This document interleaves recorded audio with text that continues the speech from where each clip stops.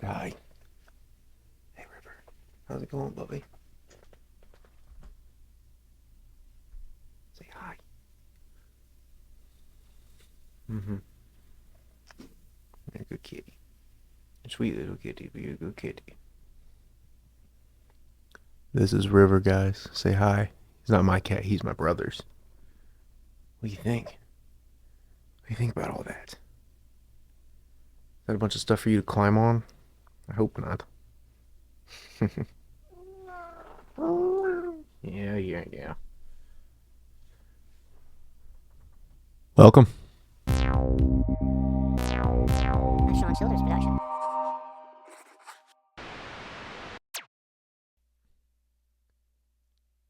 Hello. And welcome back. I said I was going to get into it. It just took me a little while. I had a few hiccups along the way from the last time that I recorded. So, here we are. We back in business. And I'm doing Heal today. So, to catch you guys up basically on what all happened, I had a little bit of a technological difficulty go on, and you will see that when I get into the production side of this later on. I had to get a new computer, and I had to go through and redo everything, go and re-download everything, get everything set up again so that I could actually record it. So I can't record it the way that I had done Lovesick, which was like pulling everything out of Ableton. But I've kind of found an alternative that we're going to run through, and that's how we're going to do it today. So we've got a lot for you today. This song is pretty deep. It's one of the more, how do you put it? It's one of the more soft songs on the album. So yeah, we're going to do this in two different parts. I'm going to have the first part be lyrical breakdown, and then later on I'll have the video divided up, and then we'll have it split off into like the production. I'll show you guys that side of things. That way it's a little bit more organized, because brain go burr. So without further ado, let's go ahead and jump right into it. Here's Heal.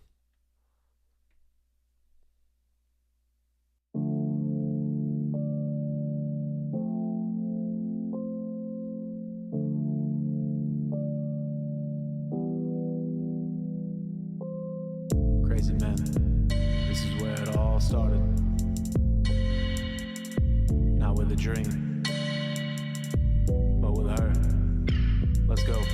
I sit here alone, waiting for you to pick up your phone, baby. I know he did you wrong, and lately I can't get you off of my mind. I'm writing you a song, and maybe you could sing along, baby. I can't be moving on, no, my heart just won't let me this time. I know that you're healing, but I can't help these feelings. So please take me by the hand, and together we can stand. All right, so a lot to get into right there off the jump. Let me go ahead and jump on into it over here on Spotify with the lyrics. So I start this off with Crazy Man. This is where it all started. Not with a dream, but with her. Let's go. So the whole reason that I really felt the need to start it off like that is because coming off the back of Lovesick, and where I basically introduced the whole idea of what the story is about. I kind of get into like, okay, yeah, my buddy was talking to her. My buddy decided he didn't really want her anymore. Wanted to kind of pass her on to me and try to hook us up, because like he had done with us and had success with in the past. It didn't really work out. She ended up going with somebody else. And for me at that point in my life, I really didn't know what to do, for lack of a better way to explain it. I just really didn't know what to do. So all of that hurt and pain that I kind of went through at that time, not even kind of, I just went through it. It led me to make music, and it turned me to something that has completely fundamentally changed the way that I operate on a daily basis. It gave me life, more or less. So this is kind of a way of me reflecting going into the song of like, Crazy Man, this is where I'll start, not with a dream, but with her. Like, it didn't start with the music, man. It started with a girl. I mean, way back when I was a kid, did I want to do this? Yeah. I told you, like, I had that dream of when I was younger, but I never really wanted to chase it. But really what got me back in touch with that dream was her. I really just I wanted to be around her. I thought that her doing music was really cool. And I had this dream of the two of us tearing down the house while we're up on stage together, and I got really attached to it, and that dream was sort of what started me into music. So I was like, well, I got to start doing something. But then I realized that I liked the music way more than I ever liked the girl. So it's kind of where I fell in love with it, really. Um, I sit here alone waiting for you to pick up your phone, baby. I know you did you wrong, and lately I can't get you off of my mind. So this right there is talking about my actions as far as this whole relationship goes. I didn't really know at the time that she was just entertaining other options. Uh, so for me, like, I would send her a snap or I would send her a text, and I would, dude, it was so bad. Like, I would wait for her and wait and wait and wait for her to get back with me. And a lot of times she never did. And so, like, it was a very lonely time in my life of like, I was sitting there, I literally was sitting there alone and just like a mental mind fuck of like, oh, when she's gonna text me back? Oh, and that's all I could think of. I was obsessed with the girl, and it's just when I go back, I just want to pat Sean at 20 years old on the back and be like, it'll be okay, buddy. Like, because I just, dude, this kind of stuff is just not it. Like, you gotta have something else in your life other than, not even just as a guy, just as a person in general. You gotta have something in your life other than your significant other. Like, you have to. You cannot have that be your entire life. Please, just don't. And I don't know. At this point in time, like, okay, so let me backtrack a little bit. Initially, when I started trying to talk to her, and then she chose another guy over me, I was kind of tore up about it. I started to move on a little bit, but a couple of months later, and this should have been red flag number one. For those of you who are looking for some red flags, this is it right here. A couple months later, her and this guy break up. Don't know why, don't know what was going on, but immediately starts posting on social media and all that, talking about like being sad and all that other stuff. Okay, whatever. But immediately into that, rather than taking time to really, my bad, rather than me letting her take the time, I was sitting there and being like, oh, I know that he fucked you up, don't worry about it, I got you. Like, I want to fix you, I want to help you. And that was like the big red flag, like, in myself at that point in time, was like, I wanted to pick somebody up out of a bad situation and fix them. But at the end of the day, you can't fix somebody that don't want to fix themselves. And you can't, sure shit can't fix somebody that doesn't want you to fix them anyway. Like, and that's no shade thrown to her by any means. It's just because, there are multiple times that she communicated with me and was like, I'm not interested in like that. And I didn't know how to take it. So I was like, I know he did you wrong lately. I can't get you off my mind. Like, I was so fixated on this girl and so fixated on trying to fix her and so fixated on building a future together so that I can be that hero and that knight in shining armor. It's just not, if you're realistically on both ends, that's so toxic. It is so beyond toxic. Because on one hand, you've got somebody that at that time was just out of a relationship. Even if she did want to be fixed, it's like, you got to fix yourself. Even if that's what she wanted from me, even if she did want me and that's what she wanted, you got to fix yourself. You cannot have somebody else do it for you. It's not possible. It just is not possible at the end of the day. It's not possible. It's not sustainable. On the flip side, to be that knight in shining armor and to be that hero, more or less, I think that said a lot about myself at that point in time, because looking back on it, I didn't want to fix myself, and I was coping with not wanting to fix myself by trying to fix other people because I didn't think I could fix myself. And right there's a disconnect of just so much unhealthiness. And that is what led to my obsession, was that toxic relationship. I don't really know her. I'm going to put the full disclaimer out there. I don't really know her. I do not want this to ever be a thing where it's like, oh, fuck her. No, it's not like that. It takes two to tango ultimately. And a lot of this I take fault in because it was my own damn doing. Like, I could have walked away at any point and I didn't. Um, and I just think that getting involved in that is really what caused me to become so obsessive in the situation, because it caused me to ruminate on it and just fester on it and just like it was all up in my head and I just couldn't get it out. And that's basically what caused that downward spiral. So what comes up next is I'm writing you this song. Maybe you could sing along. Maybe I can't be moving on, and my heart just won't let me this time. Going back to that obsession and that toxic relationship that I had found myself in with myself ultimately. It was kind of like I was so obsessed with her that every time I tried to move on, it hurt even worse than it was to stay in. And it was just a bad spiral, to be honest with you. Like, it was a terrible cycle to find myself in, because it was like, on one hand, it hurts like hell to stay because I'm not getting anything out of this. But on the flip side, it hurts like hell to leave because I don't want to leave this behind in case there is something there. Like, I knew that I felt something, and that, like, I had at that time thought that I had some kind of a connection with her.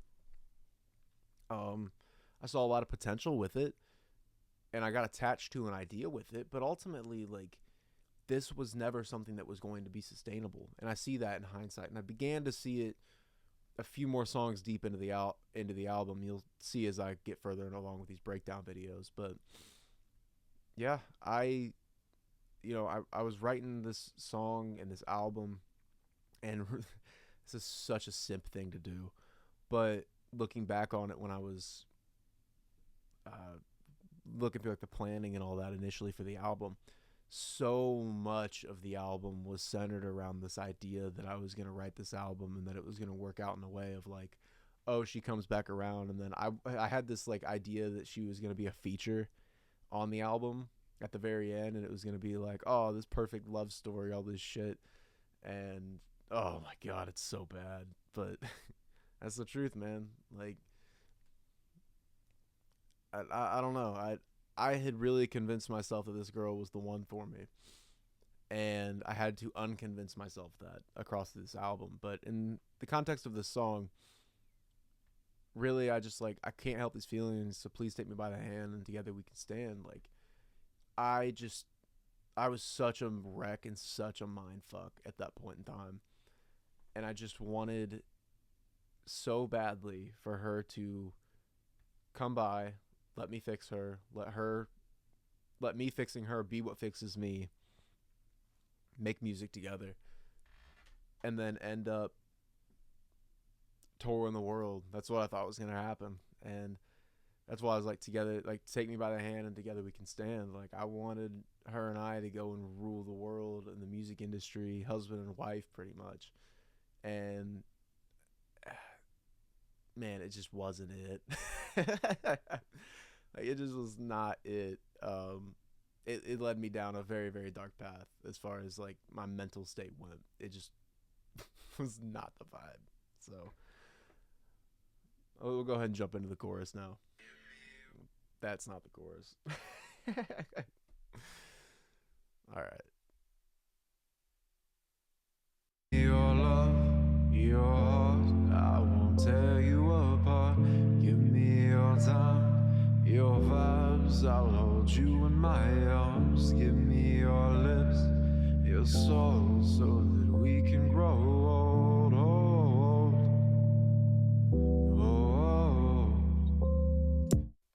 Okay. So playing further off of this, so please take me by the hand, together we can stand thing, I go into the chorus where it's like, give me your love, your heart, I won't tear you apart. Give me your time, your vibes, I'll hold you in my arms. Give me your lips, your soul, so that we can grow old. So I talked about this in the Lovesick breakdown. I was really attached to the societal idea of find one girl, settle down, that's your one. That's your one person. There is nobody else in this world for you. I still sort of believe in that and hold on to that idea. But I kind of feel like nowadays, more I look at it as people are in your life for seasons. People are going to come and go, ultimately. You don't really have much control over that. And to have control over that is really just kind of controlling and manipulative ultimately, because if you really think about it fundamentally, you're having control over somebody else and I what I'm trying to get at is I would rather have somebody choose me and me choose them, opposed to just being like, yes, every single day for the rest of my life. I don't know what I'm going to look like 10 years from now. I don't know what life's going to be like 15 years from now, 30 years from now, 60 years from now. I have no idea. And I get the whole commitment, like you want to go make it work and whatnot. But sometimes, and I've seen this throughout my whole life, like you can go be 6, 7, 8, 9 years in a relationship and people change. People's lives take them different ways. And I think that it's honestly kind of foolish to assume that you're going to be in somebody's life forever, because you never know. You never know what people are going to go on, what they're going to turn into. But at this point in my life, I was like, give me your love, your heart. Like, I'm not, she had just got out of the relationship and she talked about how much that fucked her up. And she told me how much it fucked her up. And I was just like, I'm not going to do that. I'm not going to tear you apart. I want to take care of you. I want you to come over here. Like, I want to lay around and just hang out and watch a movie or some shit. Like, I want to hold you in my arms. I want to give you my love. Like, I want to heal you. I want to fix you. I want to be your everything. I want to make all those shitty guys that have come across your path in this point in your life worth it, because now you're sitting here and you're like, damn, like, I've got a good one now. That's what I wanted. And I was like, I'll hold you in my arms, give me your lips, your soul. Like, that's what we can grow old. Like, I want all that shit. I was like, I want all of you. I want everything that you've got. I want our souls to be tied together forever. Like, I don't want any more bullshit. I don't want any of that. I wanted you, me, that's it, tied for all of eternity, and that's it. And I didn't get that with her. And, it was kind of a punch in the mouth at that point in my life. But ultimately, it was what I needed, because I realized at that point that, in particularly with her, that wasn't going to happen. We were just way too different. We were not aligned in very many ways, which I guess is just another way to say we were really different. But you get what I mean. It just was never going to happen like that. And it kind of sucks that at the time it really sucked, because I had grown so attached to it and to that idea. But as I began to heal and grew from it, it really changed how I thought about it, because I look back on it and I'm just like, damn, man, like, I see that that's kind of what I want and what I wanted at that point in time. But sometimes you just pick the wrong person, man, and that's it. So we're going to go ahead and move on to the second verse now. Been eyeballing you from afar, visions of seeing you. In my car, I was taught to always follow my heart. And when I did, well, it led me to you. I want to make you the star of my life, because it's hard seeing you try to heal from all your scars. As I'm told, that time will heal all your wounds. But I'm addicted, so I keep coming back to you. So right here, I've been eyeballing you from afar, visions of seeing you in my car. I was taught to always follow my heart, and when I did, well, it led me to you. That was something I was kind of raised on, like a mentality I was always raised on. Was my mom used to tell me all the time, like, just do what you want to do, follow like your heart, like, that kind of mentality. And I saw that so much in advice that people that were famous and celebrities and all that had given of success, was just to follow your heart and let your heart take you wherever it is that you need to go. I agree to that to a certain extent, because sometimes your heart can lead you to places that your brain would never let you go. Sometimes your brain will keep you from places that your heart really wants to go. I think there's more at play there is what I'm trying to get at. I think that's a lot of the problem too in relationships nowadays, is that so many people find themselves in a situation where they've followed their heart so far, but their heart led them somewhere that they don't need to be. Led them to something toxic, led them to something that is unhealthy. And in order to get past it, you kind of have to learn how to, it sucks, but like, you kind of got to go cold-hearted a little bit.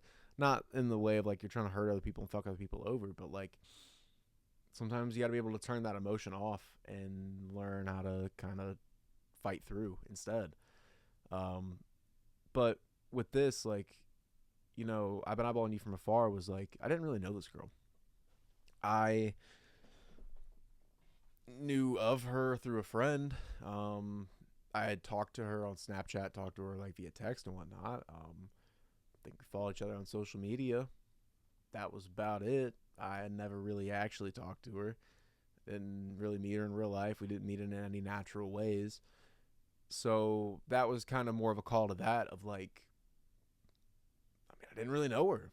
Like, I was kind of watching from afar, watching from the sidelines, more or less. Like, that sounds really stalkerish, but it's kind of how it was. It was like, I didn't really know her that well. I wanted to get to know her, and I had very pure intentions with it, but ultimately it still probably came off weird. And the visions of seeing you in my car, like, I used to think about this all the time. Like, I would sit there and just, like, imagine her sitting in my passenger seat and just, like, looking over and just smiling at her. Like, that that was a view that I really wanted to see, and I got really attached to seeing because, like, in my mind, I was like, damn, I want this to be my girl. Like, I didn't want anything else. And I mean, hell, at that point, like, I didn't really have anything else going for me. My entire life at that point, if had it all worked out that way, would have just been her. And that is such an unhealthy way to be about going about relationships, man. But I was taught to always follow my heart, and when I did, well, it led me to you. That's true. Like, I think that more or less what it led me to was a situation that was, how do I want to put this? It led me to a situation where I had to heal. Because what was in my heart and what my heart was being called to was ultimately the unhealed aspects of my own life. It was bringing me someone who at the time was very anxiously attached to someone who was very avoidantly attached because of past traumas that had led me to that style of thinking and that style of more or less love. And so when I was following my heart, it was leading me to what was familiar. It was leading me to what I'd already experienced, what I was comfortable with, and what I was comfortable with was very toxic for me. Um, and like I said, when I did, it led me to you because she kind of matched all of that. She matched that, like, it was, she just matched what I wanted. Like, I wanted someone that I could fix because I couldn't fix myself. I didn't believe I could. And I thought that fixing somebody else and taking care of someone else was going to be what fixed me and what was going to take care of me. I didn't really fully understand that at that point in time, but that was where my head was at in hindsight. Uh, and this is me talking about more or less the same thing where it's like, I want to make you the star of my life because it's hard trying to heal you. Wow, word fucking vomit if I've ever seen it. It's like 12:30 in the morning here when I'm filming this, so I'm on the struggle bus, but it's okay. Um, I want to make you the star of my life because it's hard seeing you try and heal from all your scars. So, like I said, she got dumped by this dude. I don't really know the full story of what happened. I've never really got that deep into it, but I knew that, and I wanted to put her up on that pedestal, and that's literally pedestalizing somebody, is making them the star of your life. Like, I wanted her to be that person I looked at and was just like, damn, like, that's my girl. And I wanted to heal all of that and, like, heal you from your scars, like all these dudes that have treated you like shit. I wanted to be the one that came in and made all those guys worth it, like I said. Or, like, all those guys treating you like shit made it worth it because now you found a guy that isn't going to treat you like shit.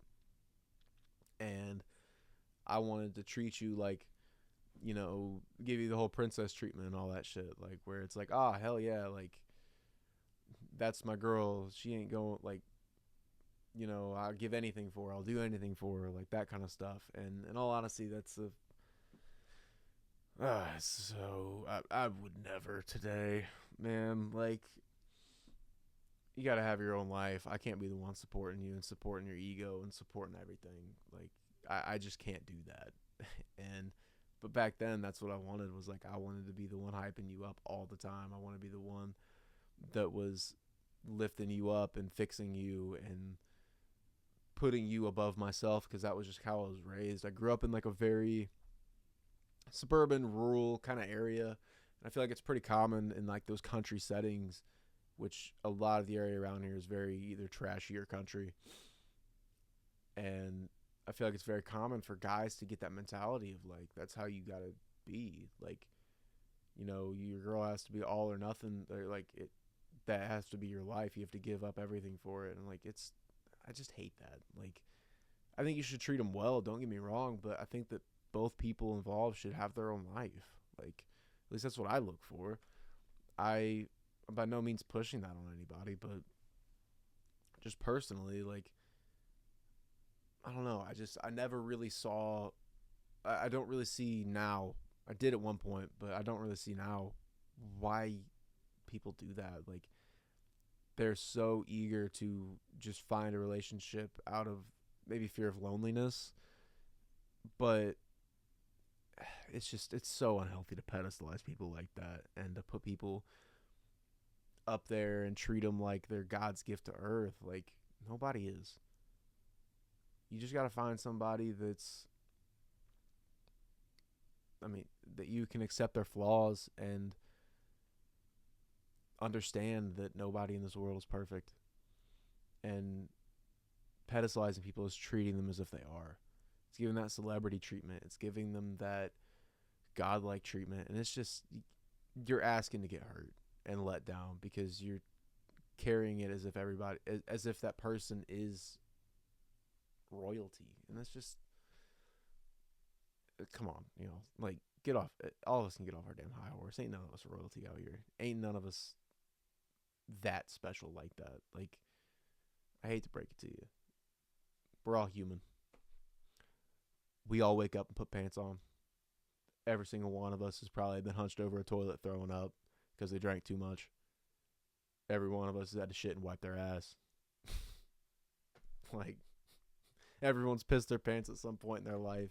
Everyone's had to call some kind of a relative and be like, hey, man, I'm not feeling good. Can you take me over somewhere? Everyone's been in an embarrassing situation. Like, it's the human experience. And we got to stop treating people like they're God and like they're this almighty, all-perfect being, especially when it comes to the dating world, because you're just asking to get hurt that way.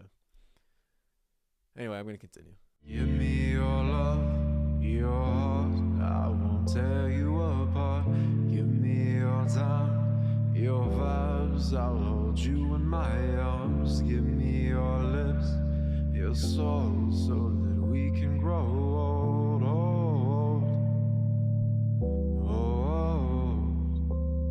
And I know no matter how hard it is, I try to go about my life and keep this thing alive. I keep pushing you further and further aside by not giving you the space and giving you the time that you need. You see, at this point in my life, I was a different type of guy. I was simping all the time, hoping to find what I thought would be my future wife. But now this unrequited love got me thinking suicide. All right, so this part of it is a little bit harder for me to get into, to be honest with you, because this is very, very personal. So, and no matter how hard it is I try to go about my life and keep this thing alive, I keep pushing you further and further aside by not giving you the space and giving you the time. So, going back up to this, I'm addicted and I keep coming back to you. All of those feelings that I had towards this girl kept me in that loop that I had talked about, where it was like, I want to move on, but it hurts to move on, but I don't want to stay because it hurts to stay. It was like fighting an addiction. Like, for any of you that have had to try to quit anything, and I don't care what anybody says, anything can be an addiction. People can be addicted to video games just as much as they can be addicted to cigarettes and nicotine. Just as much as they can be addicted to alcohol, to meth, to heroin, to cocaine. Just as much as they can be addicted to a woman. Just as much as they can be addicted to a job, money, fame, anything. Any of those things can be addictive. I was addicted to this girl, and I literally had to approach it that way. Like, I had to approach it in a matter of, I know that it's an addiction and I have to move on. Like, love is a drug. I don't think that people fully understand that. It is a drug. it is something that you can very easily get hooked on, and that's why so many people get involved in those toxic relationships, because they give that high. It really does. When you have that high and it's a high, it's so addictive, and anything less than that is just pales. It just pales in comparison.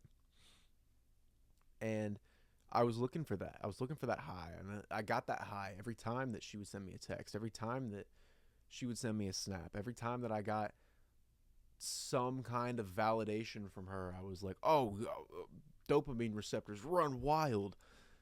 And it was a miserable way to live. And that's why I was like, no matter how hard it is I try to go about my life and keep this thing alive, like every time I would message her, every time I would snap her, every time I would send a double text, a triple text, every time I would ask her like, oh, like do you have feelings for me? Do you like me? Like, why don't you like me? All this other shit. It was doing nothing but pushing her further and further away from me. When she had told me time and time again that she wasn't interested in me. And, like I said, a lot of that's on me for not being able to take no for an answer, because I had convinced myself already that this thing was going to work out. But I was like, by not giving you the space and giving you the time like that you need, she told me she was healing. She told me she wasn't ready for anything. She told me that that wasn't what she was looking for at that point in time, and I didn't listen. That's on me. And I had to take that accountability, and this is kind of part of that, is in more or less admitting to all of that and realizing the reality of what it is that I'm living in. You see, at this point in my life, I was a different type of guy. I was simping all the time, hoping to find what I thought would be my future wife, but now this unrequited love got me thinking suicide. Oh man, yeah, I'm not very proud of that, but I was suicidal because I was literally living like Stan in that Eminem song. Like, dude, I was down bad. Like, I remember, this is a personal story, but I remember there was one day, like, would look at my gun and load it and just think. There were other days that, like, I remember there was one day I was convinced I was going to do it, and I sat down and I wrote a list of I wrote out a list of names, and to every one of those names there was people that meant something to me. And I sat down and I started writing out personalized messages of like what I wanted them to know after I was gone.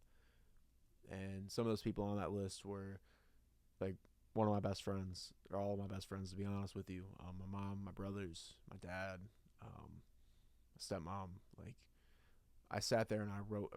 I had like probably 15 names on that list, and really that night the only reason I didn't do it was because I had so many. I got overwhelmed by how many lists names I had to write things to, and I was like, fuck this, I'm not doing it. And it was because of the unrequited love. Um, and if you don't know, unrequited basically means like whenever you give and give and give and give and don't get anything back. Um, it just means like not returned. So at that point in my life, I was a different type of guy. Like, I really was a simp, man. Like, I spent my entire day largely revolved around like, I mean, there were some things that I did for myself, but it was largely revolved around just trying to distract myself in hopes that she would reply, in hopes that she would give me her time, in hopes that she would give me any bit of attention, any kind of validation, so I could get that dopamine rush again. And because I thought that I was going to find in her what I thought was going to be my future wife. Like, I thought she was the one. There was nothing else in my brain that was like, hey, maybe she's not. That was it. It was just her. And this is a side note, really funny story. Kind of to, fix the mood and the dark vibes of suicide and all that. But I didn't know how to pronounce the word unrequited for the longest time. Like, literally, probably a month, maybe two, before this album came out. And I worked on this album for 3 years. I was pronouncing it unrequited. Oh, that would have been so embarrassing if I had released that and it didn't have the right pronunciation. That would have been so bad. Like, and it's so funny because my buddy wrote a book that has the road the word unrequited in it. And I, for the longest time, thought it was unrequited. Like, this was last year, man, like 8 months ago, that I realized it was unrequited. And I was like, oh, well, good thing I caught that. But anyway, I'm going to continue on with the lyrics. It goes right here into the chorus. Me your love, your heart, I won't tear you apart. Give me your time, your vibes, I'll hold you in my arms. Give me your lips, your soul, so that we can grow old, old. You see, simping is a double-edged sword. Like you got a big heart, but that heart's going to war. I'm tired from giving all the time, but wanting to give more. Kicking my self-respect shoes off, leaving them at the door. Still can't shake this vision of you and I on tour. I'm sorry for the bitching, I guess I just wanted more. Yeah, I just wanted more. So, where's that? There we are. Okay. So this verse is, you see, simping is a double-edged sword. Like you got a big heart, but that heart's going to war. I'm tired from giving all the time, but wanting to give more. So it is such a double-edged sword because it really comes from a good place. I genuinely think that. For most people, I believe that simping comes from a good place because it really comes from the mentality of wanting to do good for somebody else. Unfortunately, that is kind of now looked at as just nice guy behavior, where you just want to be good for somebody. You don't actually have a personality yourself. Your entire personality is people pleasing. And that's a lot of what simping is and why it's looked at as a negative thing. But it is kind of a double-edged sword because it's like you do have that big heart. You do really genuinely want to help people. You want, excuse me, damn, those tacos are coming back up. But you do genuinely want to help people. You want to, like, you've got that big heart, and you want to give and give and give and give and give. But unfortunately, the biggest lesson that I learned throughout my simping days was you can't pour from an empty cup. You got to save some of that for yourself and understand that you're doing yourself a disservice by not taking care of yourself, because you have the capacity and the ability to really shine the light on some people's days, to really make a difference in this world, to be that beacon of light that a lot of people walking around here just kind of need. But if you constantly pour and pour and pour and pour, you don't have anything to pour them back, you're going to run out at some point. So that's kind of the big heart side of things. On the heart going to war side of things, the war is really in the not getting anything back. Because a lot of people that are simping, they get wrapped up in this world of give and give and give, all this attention, all of this effort, all of this energy that's being transferred to somebody else, and they don't get any of that in return. You got to think about it. Like, you're just emptying your glass. And I don't know what the fuck that was, but you're just emptying your glass, really. And I feel like for me, that caused a lot of an internal war and an internal conflict, because I figured the harder you went at something, the harder you worked for something, the more likely it was to pay off. And that's true to a certain degree, but in this case it wasn't. And oh man, like my heart was really going to war with my brain, because my brain knew better. My brain was like, this isn't a good idea. My brain was like, hey, we got to move on. My brain was like, hey, what the fuck are we doing? My heart was like, no, shower her with love and that'll work. Oh. All that I really got out of it was a lot of lessons learned about myself. And I'm not ungrateful for that. I'm very grateful for what I got out of it, because I did learn a lot about myself. But a lot of what I learned about myself was how to get myself out of that war that I was in, that I found myself in. I'm tired from giving all the time, but wanting to give more. Like, that's also kind of an addiction. Sitting there and being like, I want to help, but learning that sometimes you can't help people that don't want help. And not that she didn't want help, she was working towards her own goals and working towards her own healing process, but she didn't want it from me. And I I wanted to give and give and give, but it sucks when you want to give and people tell you no. And I had to learn that I had to learn when to understand and when to back off and let off the gas and just kind of understand that things are going to flow the way they're going to flow, and there's no reason to try to push an issue upstream when you're floating downstream already. Like, let things separate, let things go their own way. That's what's going to happen anyway. No matter how much you want to fight it, you're just going to find yourself in a war with yourself the more you fight it. So, kicking my self-respect shoes off and leaving them at the door. Still can't shake this vision of you and I on tour. I'm sorry for the bitching. I guess I just wanted more. I feel like a lot of time with simp behavior, it really does come from a lack of self-confidence. It comes from a lack of knowing your worth as a person and knowing that we're all on a level playing field, ultimately, because we're all human beings. So whenever you place people up on a pedestal and place yourself lower on the totem pole, I mean, really, you're giving up all of your self-respect. You're letting people and enabling people and telling people how to treat you. She was still getting that validation and still getting that attention and all of that from me. And I'm sure a few other guys, at least.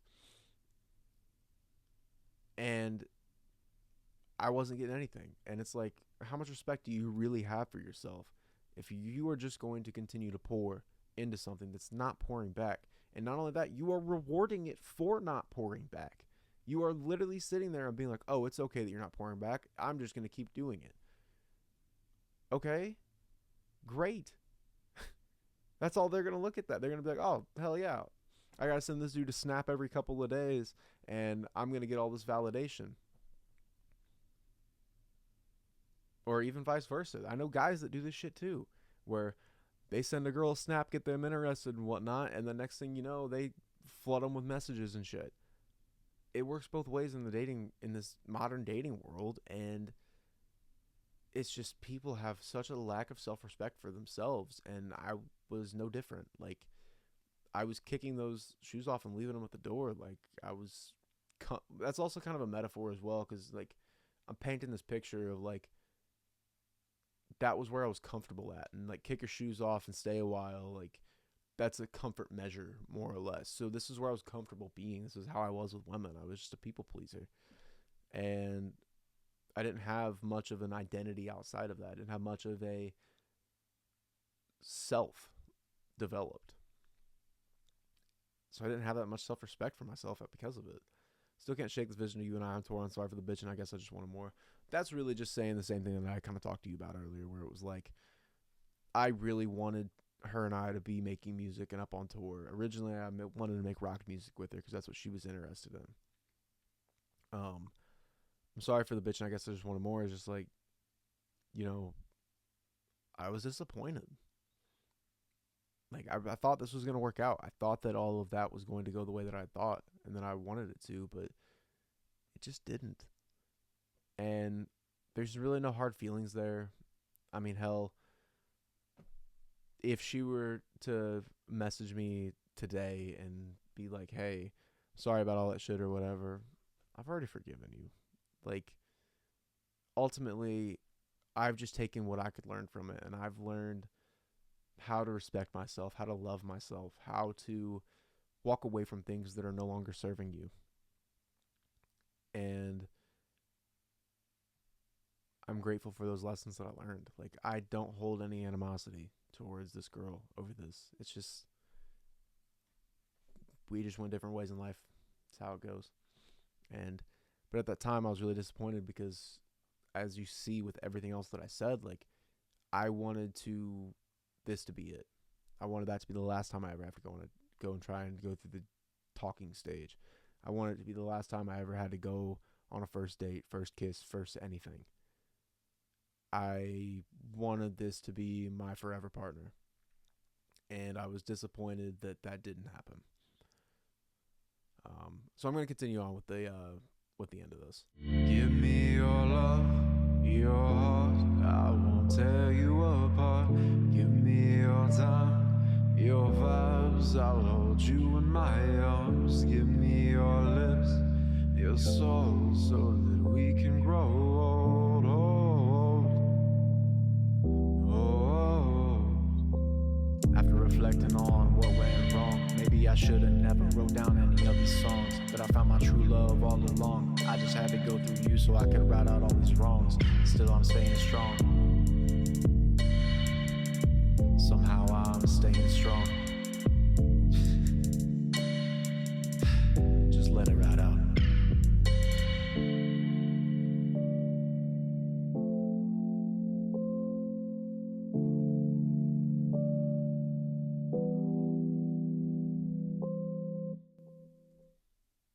All right. So I end this off after the next chorus of, after reflecting on what went wrong, maybe I should have never wrote down any of these songs. But I found my true love all along. I just had to go through you so I could write out all these wrongs. Still I'm staying strong. So pretty much what I'm saying here is that, like, at this point I really began to start looking myself in the mirror. I started to question what I was doing, what led me to that point. Because I was at rock bottom. Like, I was sitting down there at the bottom and was like, damn, man, like, what? How did I get here? Okay, I'm here now. Great. How the fuck did I get here? And, I kind of had some questions, like, maybe I shouldn't have gone down the music path. Maybe I shouldn't be doing this. I had a lot of doubts with myself, a lot of different things. And ultimately, I found what I consider to be the thing I love the most in the world, which is music. I found an outlet for my mental health. I mean, I have depression, I have anxiety, I have ODD, I have borderline personality disorder. I mean, I can give you the list or I can give you the album of what the fuck is wrong with me. But this is my outlet. This is what I use to cope with that. And I found that because of her and because of this situation. And I had to go through you so I could right all these wrongs. Like, my goal is to write out everything that I'm proud of, that I'm not proud of, that I've been through, that I've pulled myself through, and that I've yet to go through as well. And ultimately, all of that I have is going to get channeled through this one outlet, and that's my healing process. And she is what I had to go through to get there and to find that. And I'm just so incredibly grateful for that, because, like, even though it didn't work out, I still wish her the best. We are not on bad terms by any means. Hell, not that long ago, I upgraded her. I didn't do it intentionally, but I accidentally upgraded her seats at a concert. Like, it was an accident, but, like, I don't regret it.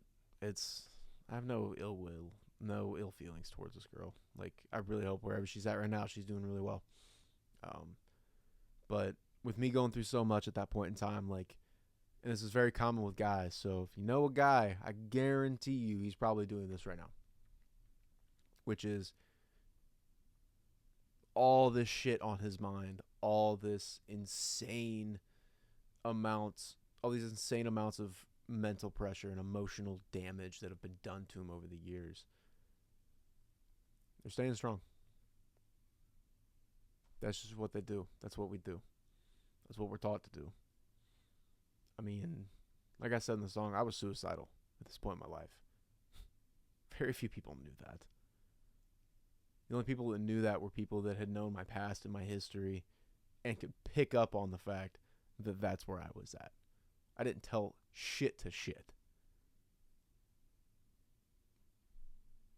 And the reason why is just because just how I was raised. That is what we teach guys to do. I think it's getting a little bit better, but at the same time, I feel like it's a good, like, sometimes in situations like this, it's the only mentality to have, is that you're going to figure it out, you're going to stay strong, you're going to nut up, shut up, and go about your life and get it figured out and get it fixed.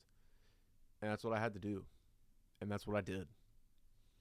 And, to just let it right out was more or less just a dramatic way to end it, because I was like, oh, I just want to be extra with this because I thought it was funny for creative purposes. But, yeah. Ultimately, with all of this on my mind, I was just trying to stay strong and hold myself together and keep the pieces from falling apart until I got home and could let it fall apart by myself when I was alone. So yeah, that's Heal, because, and also I titled the song Heal because I didn't really have a good name for it. I didn't really know what to name it, and ultimately I kind of it was sort of the start of my own healing process, recognizing and reflecting on what I was doing wrong. But ultimately it was, I wanted to heal her, and I ended up healing myself because I wanted to heal her so badly. So that's this. I'm going to go ahead and take a little bit of a break, and then I will be back with the second part of this, which is going to be the Ableton side, where I'm going to show you guys the actual tech behind it all. So be right back.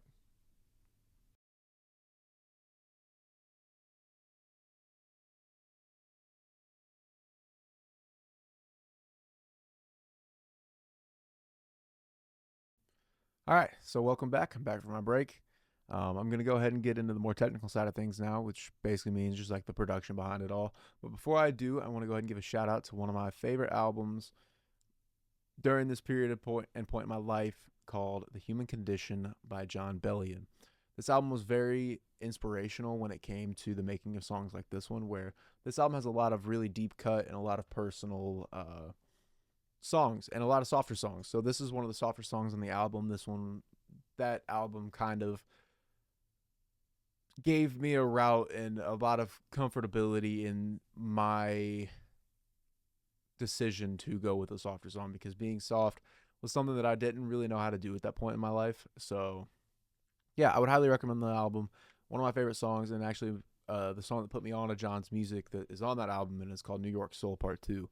I would at least recommend going and listening to that one, just because the depth that he goes into and some of the messaging and just the lyrical content that he has on that, because that song is just absolutely incredible. So go check it out. And while you're at it, go check out my music, my album, Lovesick, the whole thing. And go ahead and leave me a comment. Tell me what you think. Just let me know. So go ahead and check that out, and let's go ahead and get right into it.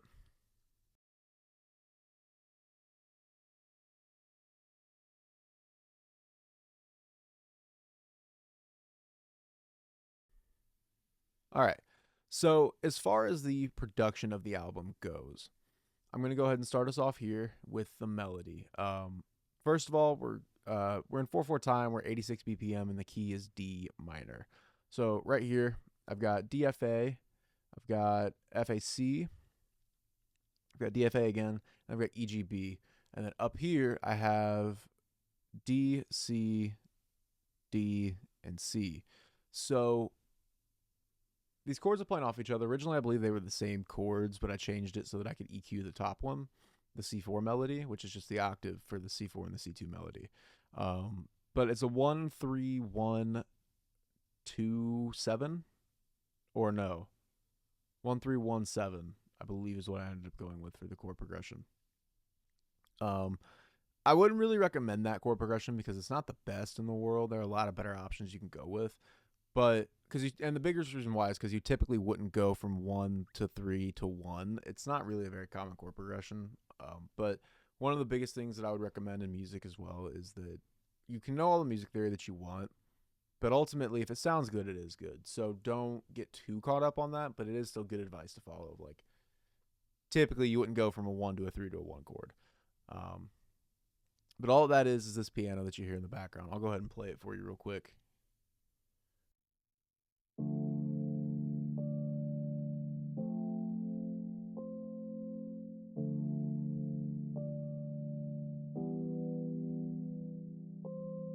Crazy man, this is where it all started. Not with a dream, but with her. Let's go.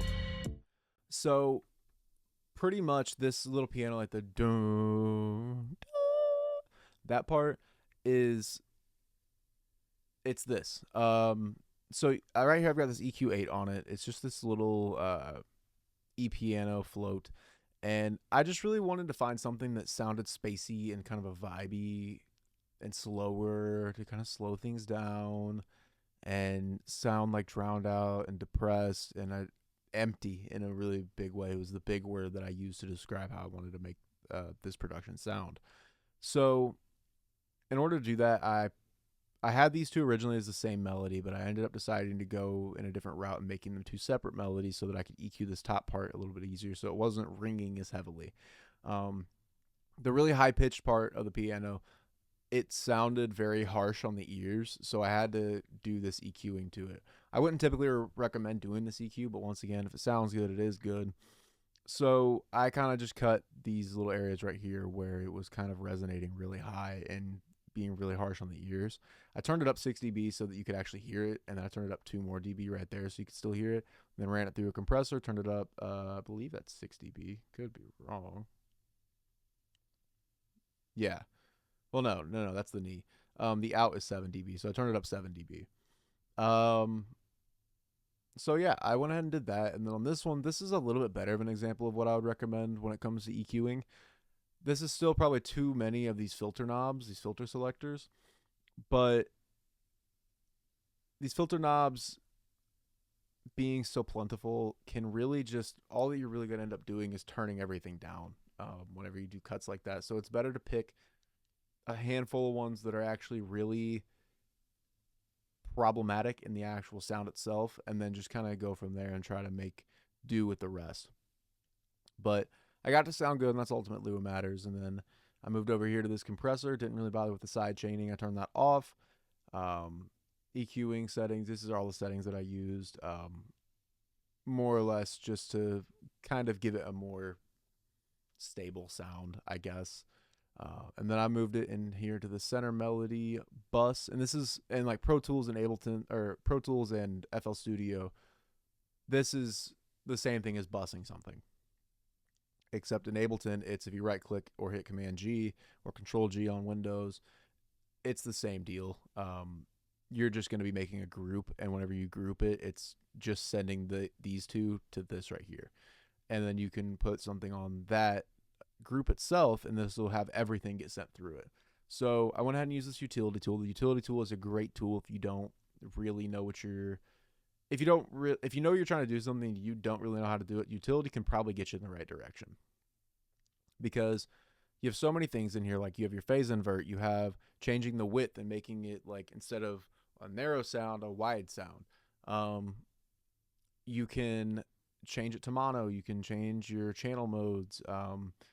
And EQ different sides of it. You can change the gain, you can change the panning of it. Like there's really so much you can do with the utility tool. It really is like the Swiss Army knife of production. So we can move in there over to the compressor where I had everything compressed once again. Really just kind of basic compressing to kind of squash everything together a little bit and glue it together. The wide stereo, I went ahead and, like I said, I made it from a more narrow sound to a little bit wider of a sound so that it kind of gave off that atmospheric kind of vibe. And that's what I was going for with the entire album, was an atmospheric sort of vibe. So I used the widening in order to do that. And then after that, move over here to the limiter. The limiter is a very subtle form of compression where you're basically just telling it, hey, don't go above this.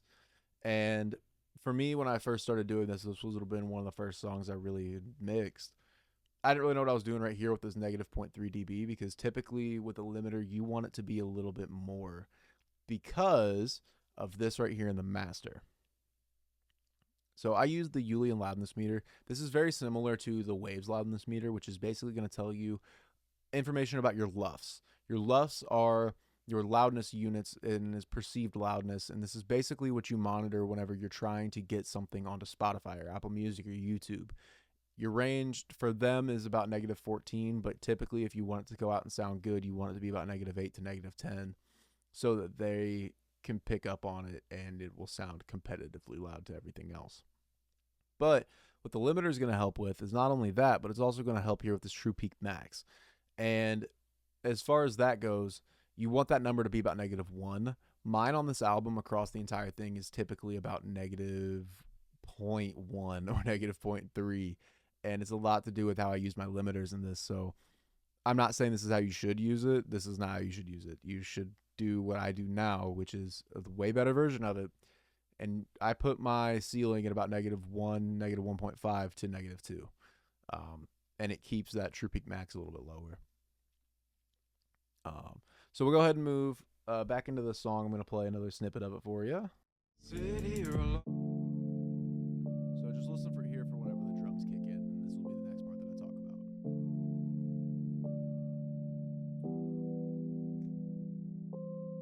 Crazy man, this is where it all started. Not with a dream, but with her. Let's go.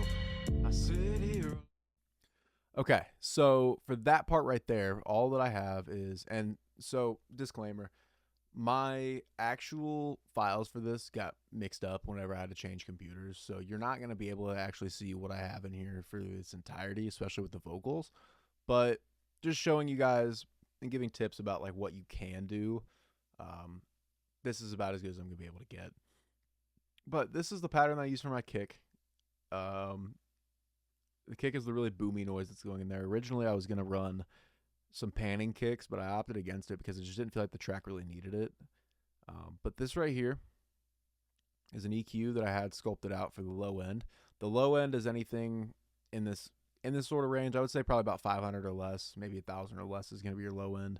And then like your 1 to 5, 1 to 10K maybe is going to be close to like your mids, and then your highs are going to be all the way up here and like more probably like the 5 to 15K range. Most things are going to be sort of sitting, in my experience, in that mid to high range. But your kick, your bass instruments like a bass guitar or like a lower piano, and then your bass lines, whatever you come up with for that, or like for someone like myself, how my voice typically sits in about the second octave A. It's going to be kind of down here in this lower range. So I have to be really careful with this low range and how much I use it, because you can really slam a compressor and slam Spotify's algorithms. In my project and how it got uploaded, it sounded really good in the waveforms that I submitted, but because my lows were so slammed, I didn't have a whole lot of highs going. The compressors of the streaming platforms actually kind of clamped it and made it not as loud as what it could have been. And that's a lot to do with the fact that I didn't really know how to utilize the low end and how to utilize the full frequency spectrum. But it can be very difficult to handle the lows because you have so many heavier instruments going down there, like a bass line, like your actual kick, and like your voice. Those are all very important and integral when it comes to the rhythm of the actual track itself, or whenever it comes to, you know, the vocals and the singing and the like soul behind the track, or the bass line can really just provide a little bit of weight and like that glue to the track that goes kind of subtly unnoticed. But it's very important to actually know how to EQ that area, because that area is very easy to mess up. So for the sake of this kick, I pretty much cut it off right here at ultimately a 1K, but more right about here at that 495 range. And that was more or less to make room for the higher instruments like that piano and like my vocal further on into the singing and whatnot when I get up a few, like up an octave. So yeah, that's how I'd recommend using it. I was going to use a compressor here, but I think that I opted not to, clearly because it's turned off. I widened it. I don't really know why I widened the kick. Maybe it was just to give it more like a boomy noise. I could see that, because it does have a boominess to it with the kick. 6 dB right here for the gain, and then the limiter, once again, I would probably put this at like -1, -1.5. Afterwards, you hear the snare that's going on in there. Let me play it for you again. Shit, hang on. I'm waiting for you to pick up. Not with a dream, but with her. Let's go. So if you hear that like duh, and it kind of, let me play it for you again, hang on.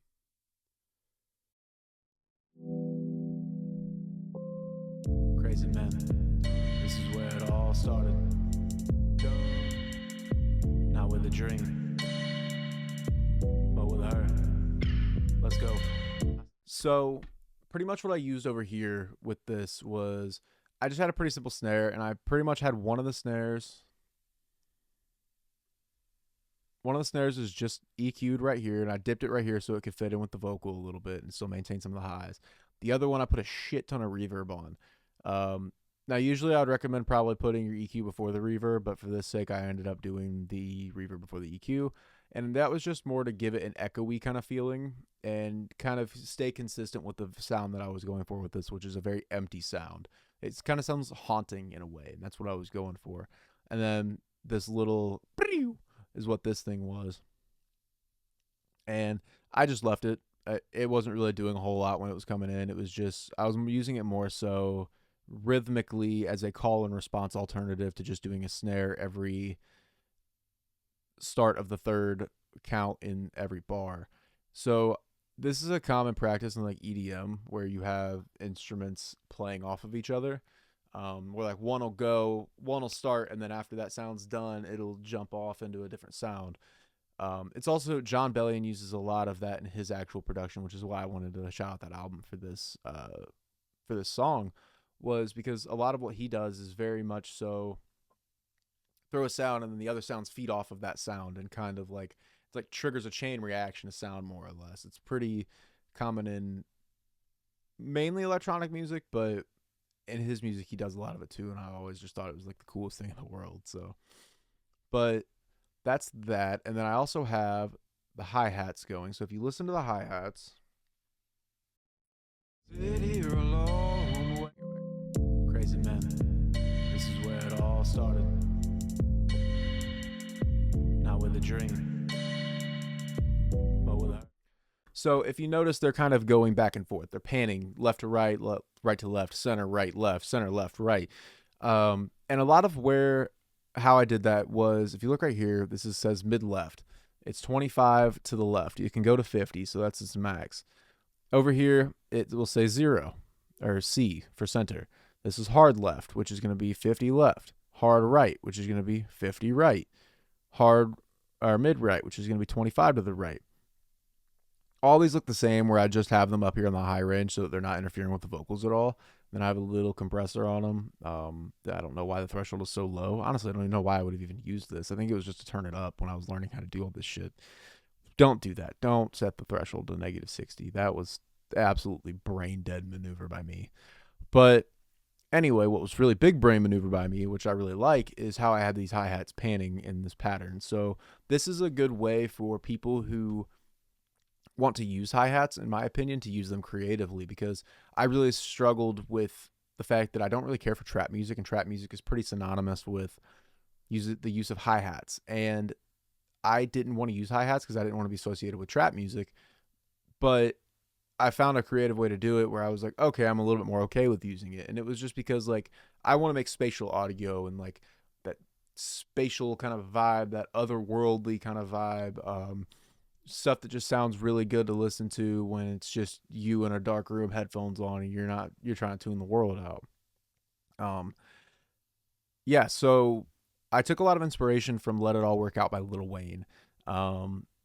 When Lil Wayne does the hi-hats in that, or I don't know who actually produces it, but when they do the hi-hats in it, they pan left to right. And I was listening to it in my car one day, and I was like, dude, that sounds so cool. Like, why have I not thought about that?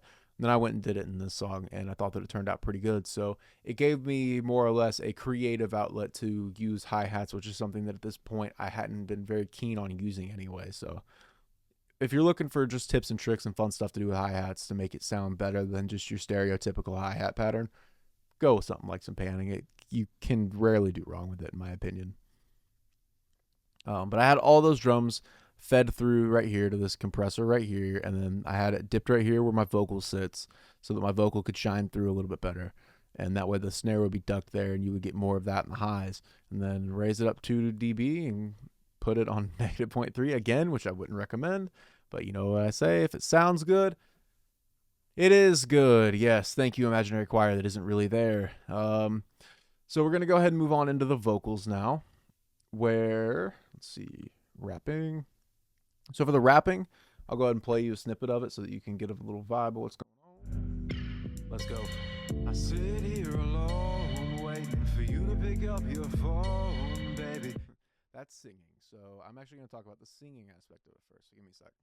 I know he did you wrong, and lately I can't get you off of my mind. I'm writing you the song, and maybe you could sing along, baby. I can't be moving on, no, my heart just won't let.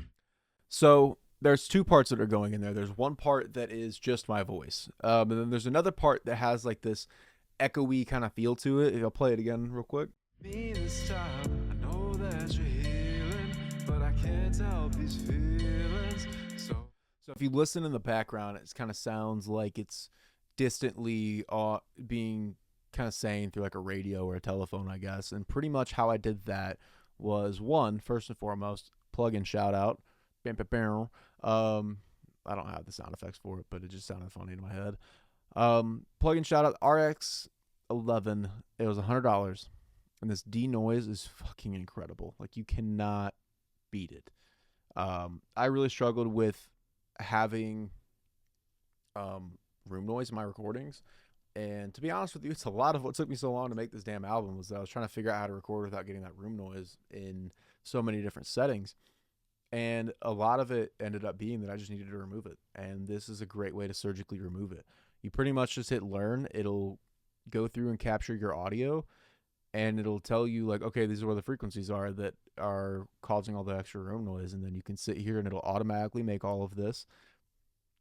And then after it automatically makes it, you pretty much just go here and select, okay, do I want it to be for dialogue, which would be like if you're doing an audiobook or a podcast, or do I want it to be for music, which is like what I'm doing.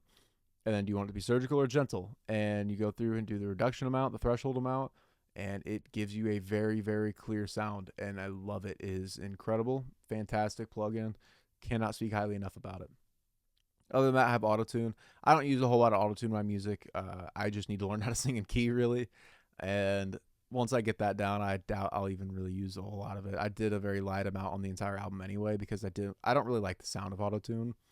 I prefer more of a natural sound. It gives me more of an intimate feeling with the music itself and the artist itself, where it's like, I feel like a lot of autotune, while it can be cool if you use it sparingly, it kind of sounds to me like you're masking something, and I don't really care for that. So I used a very, very small amount. You can't see it because once again, the computer thing. But yeah, I went ahead and raised up here on the highs where my vocals were kind of sitting, kept it normal right here in the mids and the lows, and then threw a compressor on it. And then on one of the channels, actually on both of these, I believe, yes, I have it on both of these. I have this echo fuzz and pretty much, wait, that's for the chorus. My bad. One of these has echo fuzz on it. Wait, do both of them really? I'll be damned. Huh, okay. So in the singing, I have both of them with this echo fuzz on it. And same thing with the chorus right here. And you can see right here, sample offline. It's because those files didn't get transferred over. But the echo fuzz is pretty much what's giving you that telephone effect. And that's what I ended up rolling with to make that. And then up here in the rapping, where, let me go ahead and jump over to a part of the words I'm rapping at. Please take when I did, well, it led me to you. I want to make you the star of my life because it's hard seeing you try to heal from all your scars. As I'm told, that time will heal all your wounds, but I'm addicted, so I keep coming back to you. So right there, you can kind of hear it in there where this is what I was thinking of where I only had the one echo fuzz. So this echo fuzz is also kind of playing that role of that background and that, like, I don't know, it just kind of sounded, I don't want to say ominous. This might not be might not be the best word to use, but I thought that it just kind of fit the whole theme of the song and like the emptiness feeling. And then it kind of sounded haunting in a way. I think that's probably a better word to use. But I also liked the fact that it was kind of like a telephone filter. And I'm talking a lot across this album about a girl that I really kind of just fell for over a cell phone, over a phone. Like, and that was like a deeper, like more literal interpretation and meaning of the production. But I just thought that it fit the song ultimately. And that's a lot of what production is about, is what do you think fits the song? And that takes a little bit of time and experience to be able to really figure out and understand. Uh, but yeah, those are pretty much the vocals. And then I ran them through a glue compressor and EQ right here, where I raised around this like 1500 mark, if I had to guess. Okay, yeah, 14.7. I raised right there to give it a little bit more presence, and then threw it through a limiter and called it good. There should also be. See if I can't do it. There we go. Fuck.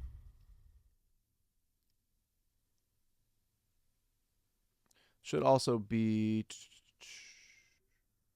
There we go. There's our sends. So these sends right here are pretty much going to be saying, hey, we want this to go to our reverb. And then when we get it to the reverb, you can see right here, we've got high cut right there.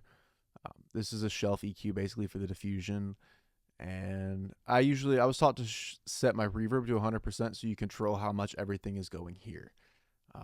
So basically, like however much you want this actual reverb to go, you can control it with this knob here instead of having to mess with it on here. And then everything can go to this, and you can just control via this knob for each individual one versus trying to use this knob to control everything. It's just a little bit more efficient to use.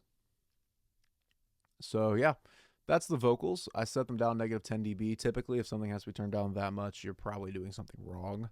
So, I mean, you can, and it worked out, but I would try to avoid turning things down that much. There's usually a better way to go about it. The last thing I'm going to show you for the production is this bass line here. It's pretty easy. I think that it's just D, F, A, and then D again. Yep. And pretty much all this is an 808 drifter that I found in the actual stock Ableton. See the filter cutoff is 145 hertz. Filter resonance is at 48%. Sculpting is at 1%. Drive tones at 100%. That's just at 1, not 1%. And then the release. I mean, use the same sculpting that I used for the kick. That way it would stay out of the way of the vocals. And then slapped it on its ass, called it good. So yeah. Go ahead and jump into the master. And I have a multiband compressor with the highs sitting here up about 7.3 dB. The mids up here at about 1 dB. And then I just kind of kept the lows where they were at.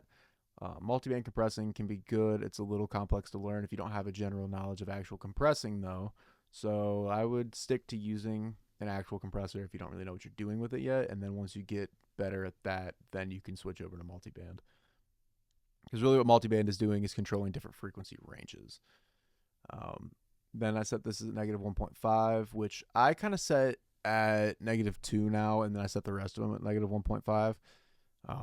But to each their own, do what you want with it. And then I have the loudest meter to tell me how many LUFS it's at, and then I have this EQ8, and usually I use the EQ8 at the very end. It's not EQing anything, as you can tell, but I use it as a frequency monitor, so I can see where all the frequencies are coming through at. So you'll see like a waveform up here that looks something like that, and it'll tell you, okay, I have a lot of lows but not a lot of highs, which is what a lot of my music has, to be honest with you, on this album. So that'll pretty much tell you where everything's sitting at, and it can give you a decent idea of where things may be clashing at or where you may need to cut some things at. So yeah, that's Heal for you. That right there is pretty much all the production stuff behind this. There wasn't really a whole lot. It's not too complex, but I think that it came out good, and I really liked it. I think the singing could be a little bit better, but other than that, I think that everything turned out pretty good. So before I hop out of here, I'm going to share with you guys one more thing, and that is the original lyrics right here that I've got for it.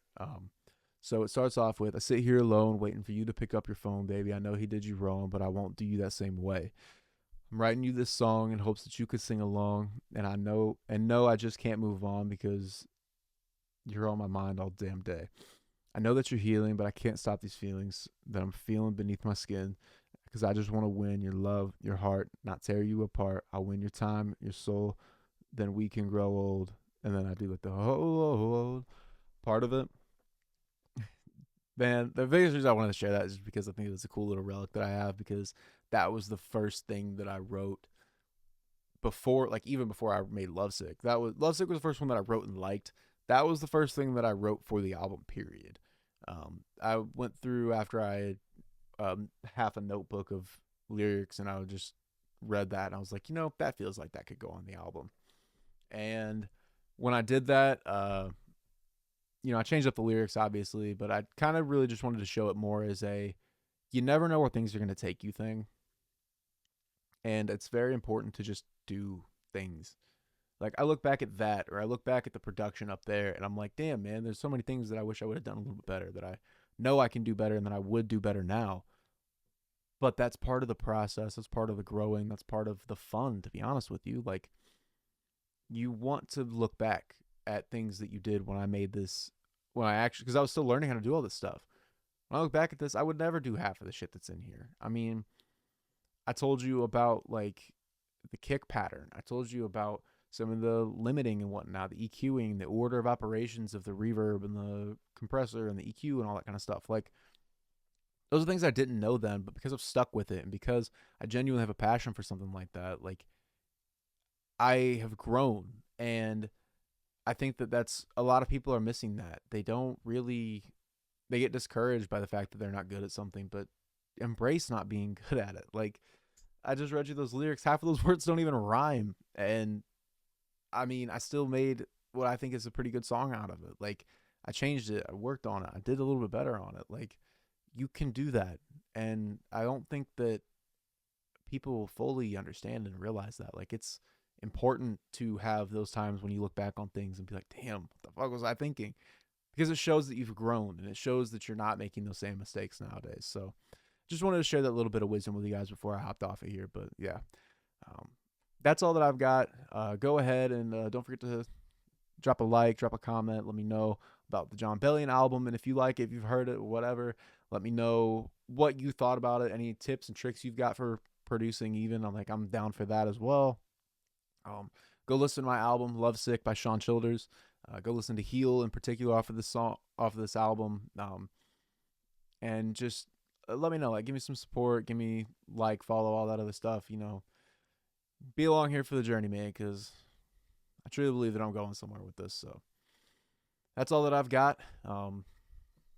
Yeah, just keep on keeping on and find something that's worth being absolutely trash at the start, so that you can challenge yourself and really be able to see the growth. And yeah, I wish y'all the best. Until then, until next time, peace out. Take care. Give me your love, your heart. I won't tear you apart. Give me your time, your vibes. I'll hold you in my arms. Give me your lips, your soul.